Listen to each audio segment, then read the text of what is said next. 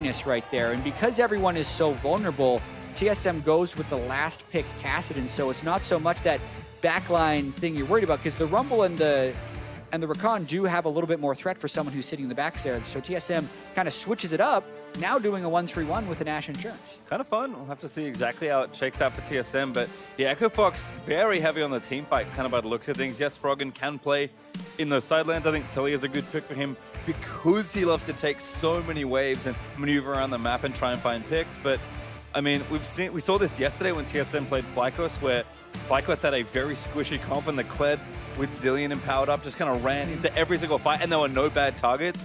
A little different, of course, because TSM comp is very different, but maybe the same problem here for Echo Fox, especially if Akkadian does lean more on that damage side. I mean, when everyone's squishy and you're behind, it feels really bad. Yeah, and there's very few things that can keep a Kassadin under control in a fight. If you're looking at the Echo Fox team composition, a lack of hard CC, pretty much just coming in from the Rakan as far as things that will actually be able to reach a Kassadin who can rift walk every 1.6 seconds in the late game. So bold last pick there by TSM, but I think quite fitting for the team composition. I like it, and again, TSM showing that, you know what, we can mix it up and maybe play some different styles. Double TP is something very different for this team. And of course, my burning question will be, what does Svenskern's non-Lee Sin champions look like? I think Gragas is pretty similar analog, actually, to Lee Sin. It's trying to be able to make early plays and still have a very game-changing ultimate, but we'll see. It's not going to look as comfortable, or at least it shouldn't. We'll see just how many reps he's gotten. Yeah, and we're also going to get to see if Akkadian goes Sightstone again, or if he really tries to take over the game on this early game rec side where it's so strong. And then the other thing we obviously have to track is how much focus goes down to the bottom side and whether or not Keith can get going. Well, could be the big late game insurance for Echo Fox. A lot of questions to ask here. Echo Fox backs against the wall here in the BO3. Going to have to rattle off 2 straight if they want to take down and upset TSM. TSM looking for a spotless record on the weekend. One more game away from sweeping through their 2 series and continuing that rise towards the top of the standings.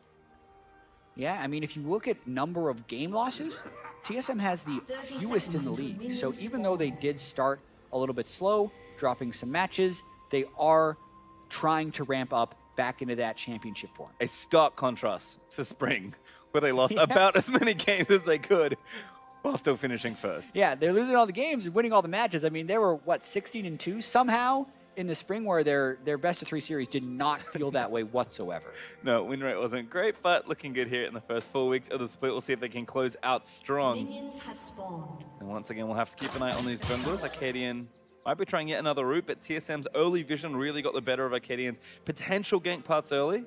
I imagine the starts will be standard, but once again, we'll be tracking these junglers. And I think Akkadian, a player that loves to kind of get involved early and try and make a play, and we'll see if he can be a bit more proactive on the rec side. The most egregious thing for me will be if he gets first blood, which he's very good at doing, goes back and bites the side toe. That's going to be like, okay, what is going on here? Yeah, even now, though, I actually really like this tweak the TSM is doing. A couple other teams are doing it, but I think it's going to become much more widely adopted. Look at the ward in the river. Bjergsen placed that ward at 140 roughly and then walked straight to lane. That blocks the triple camp quick gank from the rec side, because that ward will live long enough for if he goes for that scuttle crab as it spawns and then goes for level 3 cheese gank. So that gank has swung a lot of games.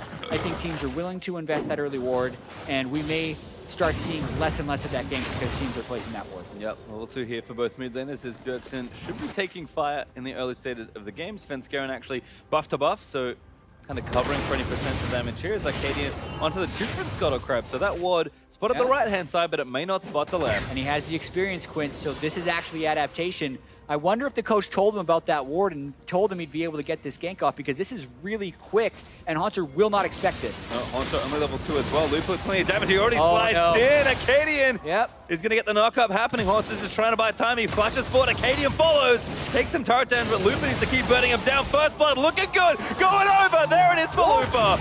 Barely lives as he flushes away from the caster creeps. Really confused at the delay on the knock-up there, hoping to get him post-flash, but then almost letting him escape into the turret, and then even a delay after the flash. Not actually clean execution there, even if the timing was perfect. Haunter nearly escaping. Yeah, and Haunter actually going to insta-TP back to lane, so it won't even lose that much minion-wise, despite the early gold going over to Lupa. Svenskeren being tracked potentially in his jungle though. He did spot him with the Tremor Sense, get a ward over the other side as well. So watch this gank again. Yeah, exactly. You just right-click the Renekton and you will unburrow. He wants to wait for the flash. But even then, he ends up flashing behind him then, taking a turret shot, then a second, means he can't finish off the damage, and Looper then has to flash in fear that the minions would continue auto-attacking him. Now you've gone flash for flash. You did get the first blood onto the Rumble, which will definitely help. But it also makes the threat of a return gank from Svenskeren, since he is a flashing Gragas, much higher. Well, Spectrum in the bottom lane now. Caitlyn, a very good champion in lane. Rakan, not so much, especially without Xayah. So kind of expecting Doublelift and Bifrost to feel good and be able to bully this lane, but lots of shoving back and forth should be the standard there, as Arcadian is going to go for the revisit. Hasn't even backed yet, and Horn's looking for a ward, but maybe doesn't have flash. Good sense there from Haunter, I think. Zeolin coming down the bottom side. Keith already low. He's been ignited there by Bifrost. Doublelift flashing forward aggressively. We're going to get the last few autos. Does land as the heal comes out, and Gate now under fire. Played back by Bifrost. He just needs to line up one more hook, but the flash from Gate will keep him safe. Oh my, I'd love to see the start of that. Not sure how Keith got on the other side of Doublelift before that trade. Way out of position, and the fervor of Ashe versus the Warlords of Caitlyn will outdamage early. The Ashe will just win that trade if it goes extended. Now they're diving the flashless Rakan. Yep, Gate already stunned up, does W out of the way. Bifrost not in range for that early hook and didn't want to burn the flash shot. We'll watch how this happens. I think there might be a net involved. Yeah, we'll see if he nets in the wrong direction, but it is just a hook, a playback, and then he nets a little bit sideways because he was hoping to get the headshot combo and win an extended trade. But Doublelift just stacked up fervor there and was out damaging him, not to mention they had more minions for that trade. Nice hook by Biofrost first and foremost, which allows them to win that trade. Getting it started out, and there's a nice little 2v2 win there for TSM, and despite not converting in the bottom side with Sven there, able to at least pressure Gate, and we'll see if there is any revisits there in that 2v2. Early vamp step up for Doublelift. He'll be going Blade of the Ruin King first, and a call for Keith. Almost conceding the lane on the spot, saying, I just have to farm this out. Yeah, I don't like that buy at all. I think Caitlyn still has the potential to farm up, get the BF, and then start pushing the turret. But yeah, you're selling out with that call. And picking Caitlyn to not get first turret is not nearly as effective, since now his dip is essentially until 30 minutes, rather than having that strength up until about 12 minutes, and then having a mid-game dip as we see all the other Caitlyn. Haven't seen too much here in the mid lane, but a lot of trading. Bjergsen behind about 10 farms. Froggen doing a good job abusing the Kassadin early. Yeah, Bjergsen now level 6 should get a lot more traction in this matchup. Yeah, Kassadin actually a sneakily good laner early on. People often underrate Kassadin's laning phase because they remember several years ago, but the magic damage shield you get with your Q is very effective. Svenskaren's pretty underleveled in the jungle though. Yeah, getting chased out here as an early Jarum's fist for Arcadian, so much more aggressive here on the buy. It's going to force Sven off the Raptors, cancel it back, I think. No, didn't quite connect with the Brace Seeker. Bjergsen still going to work on Froggen, but it's trading blows right now. Yeah, Dark Seal and Refillable Potion, helping him stay sustained in that one. He's going to stick around in the lane, actually, because he knows Froggen has to recall soon, and he's low on mana. Yeah, Bjergsen with the Catalyst should feel pretty safe. Arcadian, though, just making sure there's nothing else happening. Bjergsen going to pull the wave back and start taking these out under the turret. So Froggen is going to get space for that recall, but kind of the tough part of this lane is over for Kassadin. And he will take a little while longer to get stronger, but kind of curious to see, as the game breaks open more, where TSM move their side lane to see with these TPs. And the obvious advantage that they've already built is in this bottom lane. You saw before, Doublelift and Bifrost, they've got a CS lead, they've got the 2v2 kill, and that bottom lane turret's getting heavily pressured as well. Yeah, and where do they then make the use of their act here? Oh, Katie does get on a Bjergsen, though. Looks for the execute, still chasing with the red buff. Good bit of damage, actually. But Bjergsen doesn't even use the ultimate stacks, just recalls out of the way, knowing Arcadian didn't have enough damage. Yeah, does not get his Furious Bite off at the very end of it. Well, another good hook by Bifrost, but no arrow to combo for Doublelift. Now he has it. Level 6 not there yet for Keith and Gate, so you're going to want to tread carefully. Yeah, and they know it too. Hook attempt does land. Arrow lands in as well. The Flay's going to combo Ignite back in there. And now Keith goes down. Bifrost with a great kill. Yeah, this lane is turning into a disaster. And this is the type of game that may get Doublelift some of his confidence back that he says he's been lacking since returning to the LCS. Being able to go into a first pick Caitlyn and then get these kills with Biofrost, while also providing that utility, spotting Arcadian on the other side of the map. Doublelift and Biofrost are having a great game. Just flying over the rift there with the hook shot. Great view there, provided by Doublelift, as 2v2 is going exceptionally well, as you mentioned. Froggen, though, going to dip over to the blue buff and not get it just yet. It's actually not available, so it's going to be tough to pick that one up as Svenskeren goes ahead and steal these Raptors. And again, still covered by doublelift. Just making sure Arcadian's still on the left-hand side of the jungle. And bad news a little early there. Or a little late, I guess, because now his Raptors are gone. Watching this one more time. I mean, TSM just hits level 6, runs through the minion wave, just catches Keys with the end of that death sentence. And then at that point, it's a pretty easy kill secure. So needs to be able to dodge that hook or stay in a spot where he can at least juke back and forth. Gate also kind of abandoned him there as well. Didn't want to tank it because he probably would have died, so a tough spot regardless. As Lupa getting good damage on the Haunter, ultimate ready, but doesn't pull the trigger. Haunter holds onto his as well, and despite the early kill for Lupa, Haunter with a bit of a CS lead, starting to build up on Renekton and bully like he really can once he hits some early item threshold. Yeah, and I do like the build from Looper. Early Ninitabi into an early Seeker's Arm Guard makes it very difficult for the Renekton to do the damage to him, but as you say, not actually getting that CS lead, so maybe because of lack of ward control on the top side, Looper hasn't been willing to play as aggressive as he would like. Now they're trying to roam up. Gate's looking for something. It's a dive by the looks of things. Ignite ready. Haunter pretty low on health. Yeah, this is actually most likely a dead Haunter. They can put a lot at him here. Haunter also ready. Gate looks for the knockup, but does combo it late. Good ultimate there from Looper as Arcadian jumps into the fray. Haunter down.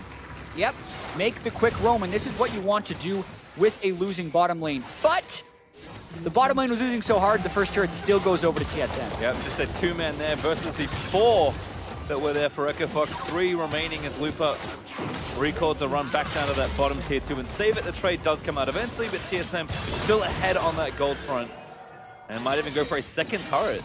Yeah, and they invested much less into that bottom side move than did Echo Fox. So Svenskeren's still technically free to go where he pleases. Looper's got to be a little bit hesitant defending that, but gets a lot of damage out of double. Yeah, doublelift eats the harpoon and will take a strong amount of damage as a result. Gate and Keith 2-manning the Rift Herald right now. Looks like Froggen actually recalled, so no pressure, although he is missing. And TSM might just back in and take the easier objective here on the Drake, with Firefrost gonna very nicely alley-oop doublelift into the pit. Long range Dark Passage. I always dislike when Cloud Drake is the first one to spawn, not because I don't like Cloud Drake, but because it does so much damage to you. It's really hard Drake to solo. You can see how low Svenskeren is getting, even with 2 people here. It has the fast attack speed, and the Drake still does % health damage, so it ends up actually destroying people early on in the game. TSM, though, secures it in trade for the Rift Herald. Yep, nice and safe to take with the trade happening cross-map, so kind of the reverse situation of last game. TSM had the Rift Herald, and that was the play that really started opening up the game for them. We'll see if TSM can do a better job defending, or if Echo Fox do just as well, if not better, at getting whatever turret they're looking at next. TSM still holding that gold lead, though. Bjergsen just really shaking up a lot of the damage from Froggen. Gate trying to make the play, but Bjergsen blinks out of there. Good shots by Froggen. They're really doing everything they can to try and punish Kassadin mid. Kassadin mid, low wave creep. This is what you want to technically do with the Caitlyn, is take a turret and then roam around the map.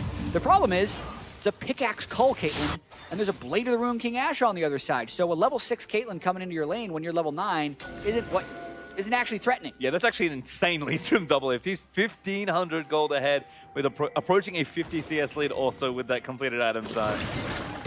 Wherever doublelift goes next is going to be a big problem for Echo Fox. Yeah, absolutely. It's actually Ashe that would be more akin to showing up in a lane and pushing down a turret. When doublelift does do that, though, I think it'll be similar to in game 1, where they lead with the Ashe arrow, try and get a kill, and then push it down. Much different than the way a Caitlyn sieges. Well, you can see Rod of Ages finish for Bjergsen as he completes a recall. Froggen, Banshee's fail first. Adaptation we've seen a number of times as doublelift was busy working the top side of the map, trying to get an arrow in the 2v2. Looper and Haunter have rejoined their duel, but this time in the bottom side with no turret there for Echo Fox, but Arcadian actually handling the Rift Herald now. Though. Once it clears out the wave, but now the Rift Herald's going to join in. The wave does play catch-up. Svenskeren here, so they might try and kill the Herald ASAP. Yeah, I think this is a smart move, just killing the Herald as quickly as possible rather than trying to start a fight.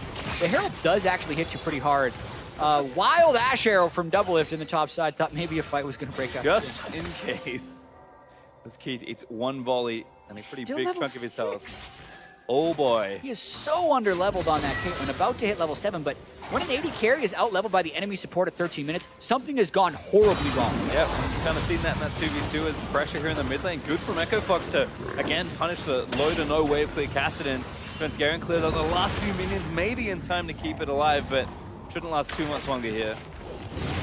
TSM though recoiling from the top side, but Doublelift going back, needs a tower and a dagger now completed, and Echo Fox tries to kind of accelerate the game and open it up a little bit more, but TSM with their advantage, despite how slim it is, should keep that pressure up. And once Bjergsen gets out of this lane and into the side lane, being able to challenge people 1v1, TSM should feel much better about the current state of the map. That is the hope for TSM. Froggen also yet to make a play with the Weaver's Wall at level 11 against Kassadin with low wave clear. That would be the natural point in that lane where you're trying to find the advantages in this game. I think our small audience just did a wave or something. They did. Waves happen in arenas where you can go in circles, not in, in places like this. Appreciate the enthusiasm. Certainly do. Maybe you know, keeping themselves entertained for the during the subdued early to mid game, or just having a whole lot of fun, which is most important here in the LCS. Doublelift though going to keep the action rolling on for TSM, looking to siege down this outer turret in the top lane. That one should fall pretty quickly, although might need an extra wave to do it. Doublelift, no additional help from Bifrost, so running out of minions. He's gonna stick around. Yep, tank a couple turret hits, but no problem there for the Ash. Kassadin trying to go in for a fight. Echo Fox is actually here before TSM. Lantern out. Ooh, good hook on the game, but he zips out with the battle dance. Blue buff reset though, no, not quite. Froggen here to collect it, and it will go to its rightful owner. Yeah, and this is another actually fairly similar early game to game 1, where you see Echo Fox and TSM staying relatively even in the early game, but this then means that it's probably advantage TSM because they have been so much better about making plays, and in this composition have way more tools to make play. This is the problem. Good flash play from Bifrost. Hook! He's going to connect on the back end. Cleanse from Froggen, and the flash gets out from under the Ash Arrow. Nimble moves as the Kassadin tries to make the trade back and forth. Get with the knock-up after the charm, but not enough to get the kill despite the ignite. Now Haunter in the backline just ripping through a Kassadin. Might almost be enough as Bjergsen looks to rip walk down. There's the kill that TSM were looking for. Deathfire Touch does get Doublelift on the back of the fight though, as they couldn't quite finish off Froggen, and ended up being a 4v5 as Svenskeren was in the base and Echo Fox got there much sooner, but they might be looking to continue some pressure here. Well, AD is going to make it tough to siege, but they're going to walk down towards this bottom turret and try and finish the job that TSM's doing. Started a little bit earlier. You can see about 40% of that turret health left. What a big play here attempted by Bifrost. Yeah, just really clean with his Thresh play right there, but the Ash Arrow has been questionably aimed by Doublelift here, and they get a lot of CC on him. Sticks around at the end of the fight, and then really good long-range equalizer there by Looper, and Deathfire Touch finishes him off. But TSM did arrive with the double teleport, expended both of them, picks up a kill on the backside to keep it even. Maybe not as much as TSM would have liked to get there, but you can kind of see, I think the issue that's going to start cropping up in this game that was set up for TSM's comp here. I mean, the tower goes down in mid lane actually, which does make things easier for Echo Fox. It wasn't far away, so Doublelift will have a less secure time farming safely, but now that we can actually move these double TPs into the appropriate side lanes, and Doublelift can just kind of hold siege in mid, TSM should be able to open up the map even more, and with the Drake spawning as well, might even have a team fight on the horizon that can find the right setup. Yeah, Keith just finishing his call on that last shot. Gets the extra 350 gold, but that means he's yet to be able to go back to buy anything. It's going to make him extremely weak if they were to contest this match. Yep, Drake going to be given up effectively here by Echo Fox as Looper trying to get a push started here. Lots of members up though. And I like this move actually from Echo Fox. They have the jump on TSM pretty substantially. No teleports from TSM either because they expended both in that last fight. Froggen also roaming up with his ulti, so can cut them off if TSM want to make a play instead. A nice rotation from Echo Fox. He's going to get them a tier 2 turret. Bjergsen will answer in the bottom side of the map. Does have a Sheen as well, but Echo Fox is still going here. Yeah, solo turret gold for Bjergsen. So if they can't match with anything, it actually does end up favoring TSM since that concentration of gold on a carry is ideal.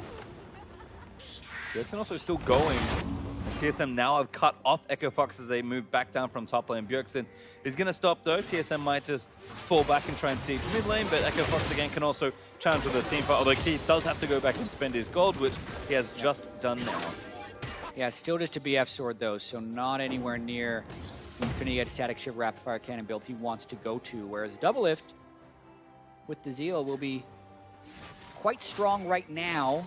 Blade of the Moon King fully completed. The big frowny face there for Keith right now. There's a lot of investment still to come as Froggen going to clear this mid lane out. Bifrost again, another great hook predicting. Does get Fox back in. Sven with a good ultimate is going to actually burn Froggen down with the Ignite. The Charm does land in, but Bio barely misses. They dive the turret gate.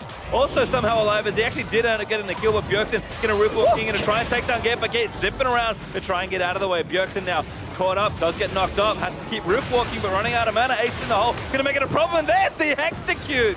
Double ultis take down Bjergsen. Great jukes by Gate to make that a 2-for-2, because it should have most likely been a 2-for-1. And as long as Echo Fox keeps trading these kills, they can keep scaling on that Caitlyn. The worry would be that they're also scaling on the Kassadin on TSM side, but definitely want to track Gate's juking on this. You don't exactly juke Kassadin very easily or often. Another huge hook by Bifrost, but he takes a bunch of damage on the backside, getting hit by the seismic shove into Unraveled Earth. Keith's lack of farm means that kill takes a while, but then watch this. Keith times the heal, saves him, and then jumps back as Bjergsen flash force pulses, and it delays the kill by 2 or 3 seconds, which then allows Acadian, I feel like, to chase down this kill. Kate channels facing the hole. Acadian ends up actually giving the kill over to Keith. Yep, nice little combo there. The Rexa execute plus the Caitlyn ulti is some good sniping power on the Echo Fox side. And maybe critically as well, mid lane turret stays up for now and actually pretty healthy for Echo Fox. So TSM, they got some kills back and forth. They did get some gold, but trades mean they can't really get any objectives after. So back to pushing these side lanes. Thankfully, their TPs are ready to go, but Echo Fox playing pretty high tempo league as a 4 to 5 man unit, just trying to pressure TSM out of the side lanes as quickly as possible. Because Lichbane Kassadin's going to do a lot of work now if he makes it all the way down to the inhibitor turret. Yeah, it's about getting little bits of magic resist on a lot of people to prevent Bjergsen from crushing through people. The cooldown boot Lichbane build is very good, but falls off very quickly when people start building magic resist. Engaging on a Bifrost. Good knock up there for Gate, but no hard commit there for Echo Fox, just looking for the pick. Bjergsen instead gets bot pushing, going to clean out that ward. And all the solo golden experience is nice as well. TSM actually threatening the Baron side of the map, not looking to force down the mid lane without really strong siege, I suppose. Yeah. I do want to point out the much more aggressive build from Acadian's Rek'Sai. Not really at a point where he's taking over the game, but definitely much more 1v1 threat with Titanic Hydra, especially if he completes that pair of longswords into a warrior channel. Warrior on the way, still with that challenging smite though, so really staying the course on the aggressions. Double Lift gets some pot shots onto the mid outer turret. TSM happy to play this very slow, trying to advance all the waves simultaneously, but Echo Fox can find an opening. It's been the classic way to break open these sort of split push comps, is just force a fight where you're almost guaranteed to have the advantage, because they can TP in, but that takes a number of seconds. Yeah, and they are just spending so much time grouping around mid and almost daring Echo Fox to find that initiation. No cleanses, QSSs, or Mikhails, though, against the Rakan can be dangerous. I mean, you land a quickness, and then Froggen would technically be able to get the seismic shove. So TSM is banking on the fact that Froggen won't be there because they're constantly trying to pressure these side waves. Rek'Sai going for it. Flash knock up. Gets Bjergsen actually very low already. Ulti gonna get channeled. There's an execute. Acadian, another kill. Bjergsen's got to be very careful of that. I mean, Rek'Sai and Talia can do a good job of chasing people down the side lanes, and that new Rek'Sai ultimate is great as a finisher against Kassadin. Can't get away once he's locked on. Nice answer there. Echo Fox buy themselves a crucial amount of time. 2 items also done for Keith as he finishes that rapid fire cannon. Still waiting for 1.5 more, but this was a good bit of pressure.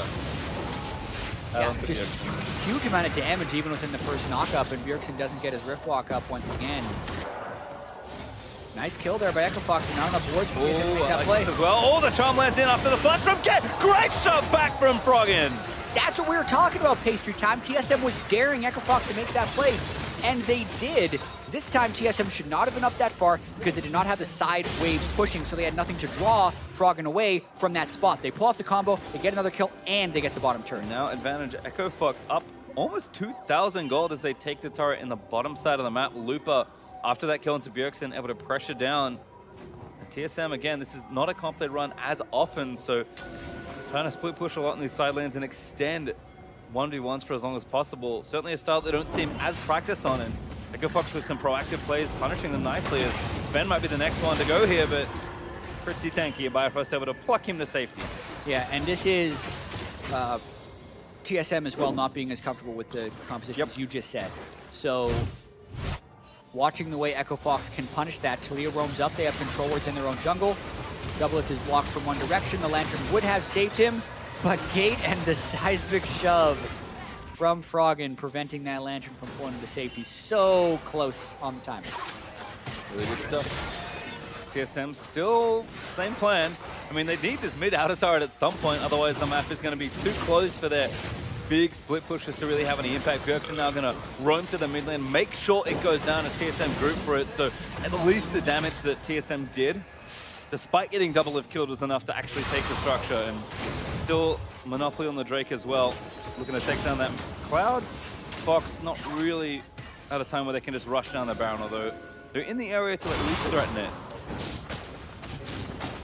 Doesn't look like it though, and that Cloud's going to go over. Echo Fox will take what Baron vision they can, but Bjergsen already rift walked back over to the bottom lane. Get that pushing again. Yeah, and you just wonder when they're going to make any collapses if that's their way of winning. Doublelift getting targeted once again. Another catch, Lantern, no, not even close! Gets put into the bouncy castle and taken down by Froggen. Yeah, and they don't have wards to prevent these things from happening. Bjergsen's never there. The team's getting picked off. This is what those split pushers always complain about. Man, if my team would just not die. Well, if you're actually drawing people towards you and have given a team a forewarning, that is less likely to happen. But Bjergsen was split pushing without pressure there while the rest of his team wasn't backing off, and now the pick continue. Another catch on the Bifrost. Rek'Sai also going to get channeled. Not quite enough for the execute, but the Bite will secure it now. Bjergsen actually running a little too far forward for the flank. Now it's the rift walk out. He took so much damage, and Echo Fox maybe feeling confident enough to start the Baron. They will. Oh yeah, absolutely. Taliyah ult's up, Rumble ult is up, and it's a 3v5. Bjergsen's also having to teleport back to the base, so TSM desperately trying to stop this one, but it's going to be real hard. TP in from Bjerg though. Good flank angle, but Haunter may be caught up. Does turn to the ulti as Bjergsen just trying to dish some damage out. Flash over from Haunter might keep him safe, and Echo Fox don't chase. Yeah, I'm a little bit surprised Echo Fox actually even peeled off for that kill instead of just focusing Baron, knowing it was a 3v5, but TSM is able to stop it there without even suffering casualties. And they might think about starting this themselves with the control board. I mean, there's no vision here for Echo Fox. Don't even have the speed shrine. Rek'Sai would be able to see them with Tremor Sense if he goes close, but he's not going close enough to check. Instincts might cost them here. Now they know. Oh, there's the instant TP from Echo Fox. Froggen going to ulti into the pit, but that's not really going to cut anyone off. They need to just go for a steal here, I think. Ultimate from Luke is really nice. Oh no! Fail flashes! It's Sven gets the Baron and flushes out to safety. Acadian is going to get the tag and go for the execute, and he gets hooked. No, that doesn't work. The stun does land after, but Acadian's going to live. Doublelift getting shots blocked in as Bifrost forced to play one back. Ignite down on Acadian. Might be enough for the kill. The Ignite burning him down, but a shield is going to save him. Bifrost just buying time. Not going to live to the onslaught as Froggen gets the kill, but Baron over to TSM's disaster. Yeah, this is not a mark of the play you want to build towards for your team, because a lot was wrong kind of from both sides in that last engagement. Echo Fox didn't play the first Baron properly, and then TSM in their secure... We're going to see it again. They made a few mistakes, particularly some oopsies by Svenskeren and Acadian from here as we get a slight reprieve. Watch this. So Acadian sneaks in around the backside, and there's no ward from Svenskeren, but he did catch him with the sweeper. His ultimate misses entirely, and then Acadian fail flashes. He is able to secure it with his smite, and then it is just everyone bailing out. So at this point, TSM pretty much just has to run in.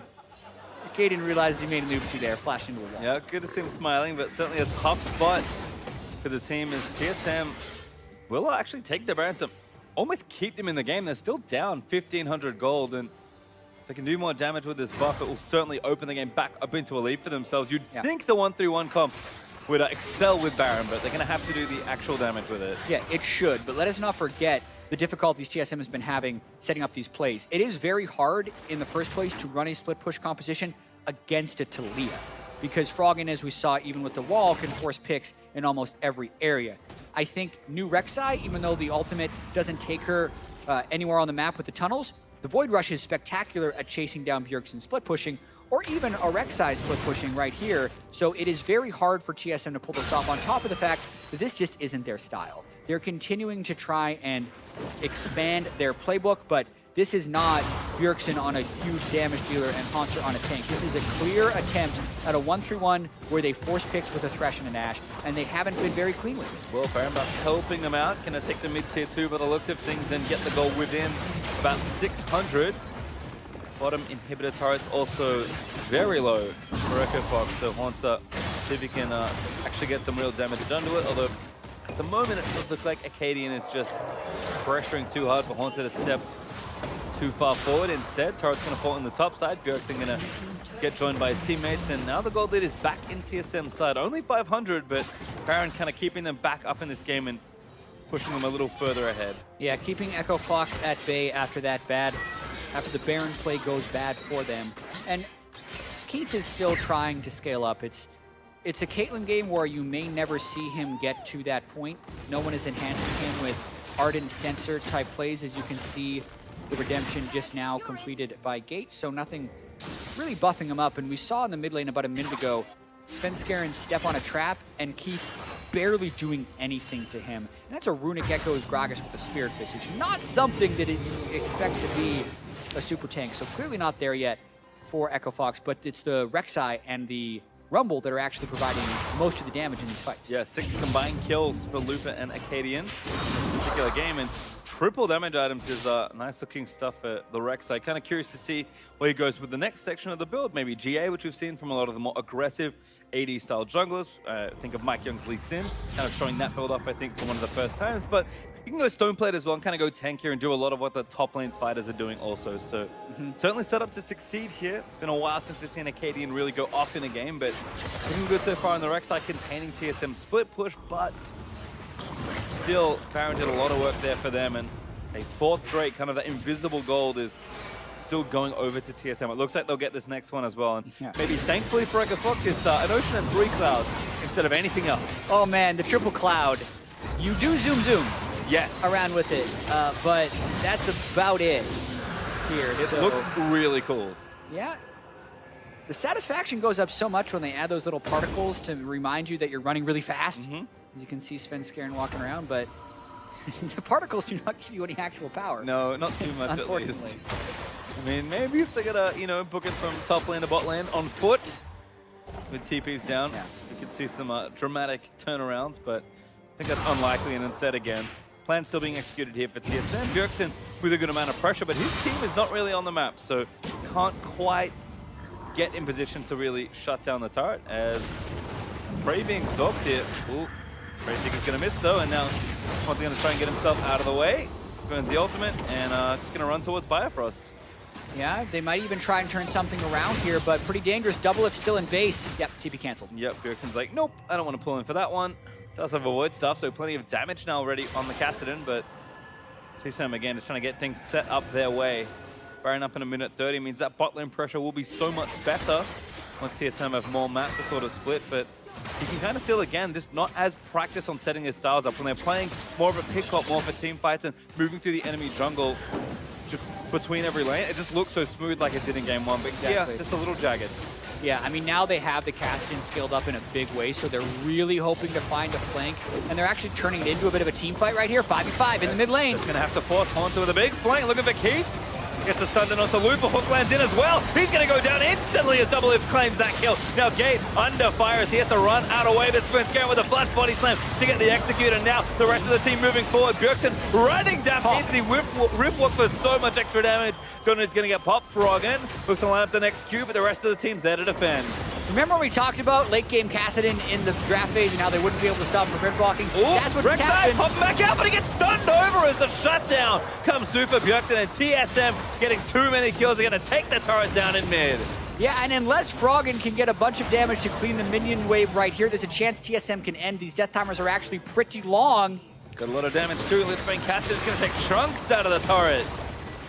Need a few more minions. That's one turret down. TSM will exit the base with 10 seconds or so left on Keith. So no overcommit, but TSM finally break into Echo Fox territory. Yeah, and it's with the team fight. I mean, yes, they get the flank TP, but I mean, the Ash Arrow falls wide.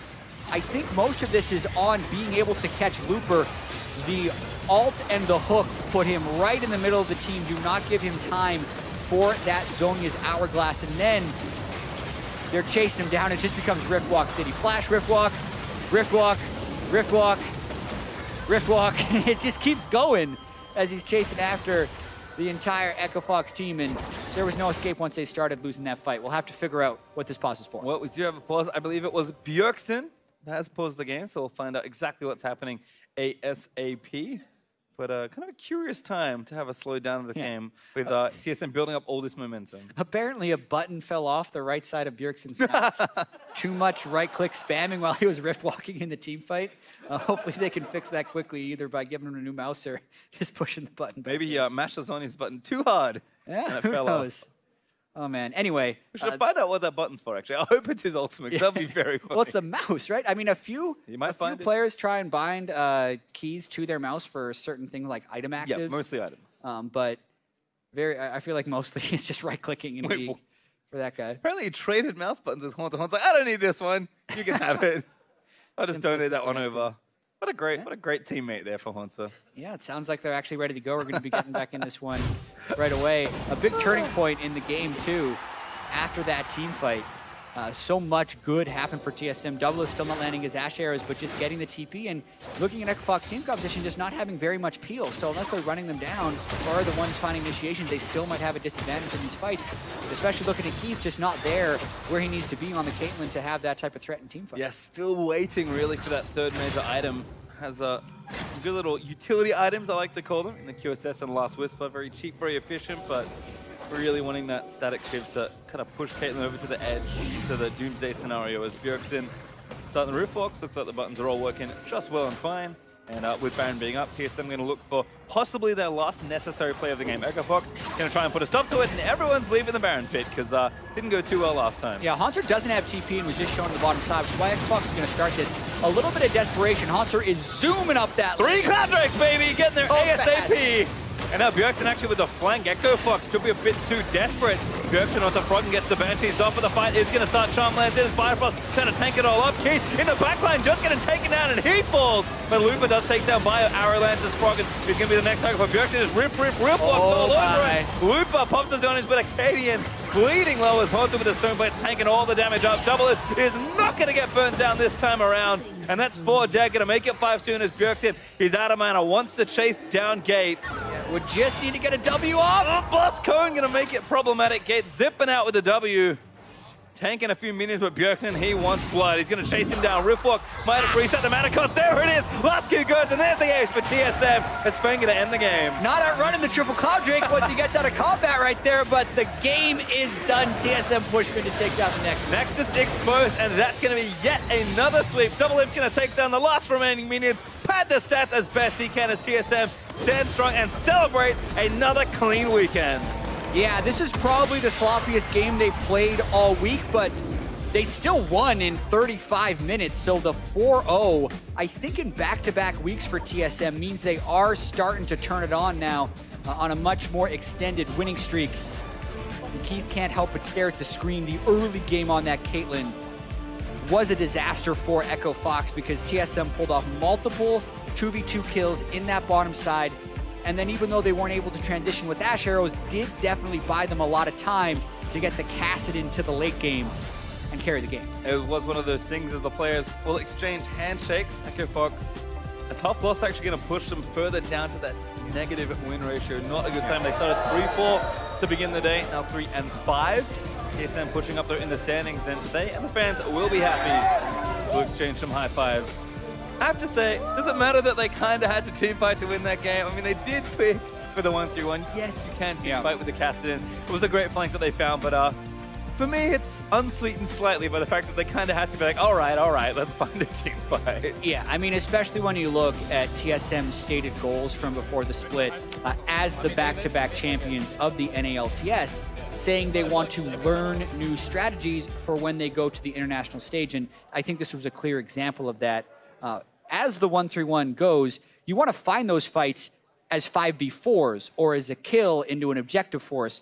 And when they just mash in the mid lane twice as their way of winning the game, it's very unsatisfactory from a strategic perspective, but it shows that they are still a good team with good players that can pull out victories. I think so as well. I think getting the reps, maybe not executing exactly how they would want to, but still kind of making sure they get it done. On the Echo Fox side, story's going to kind of stay the same here. I just need to see this team with another carry. Their players are all good. Froggen is excellent, but no one else is really stepping up, despite having good individual moments in every single player. Yeah, Keith had been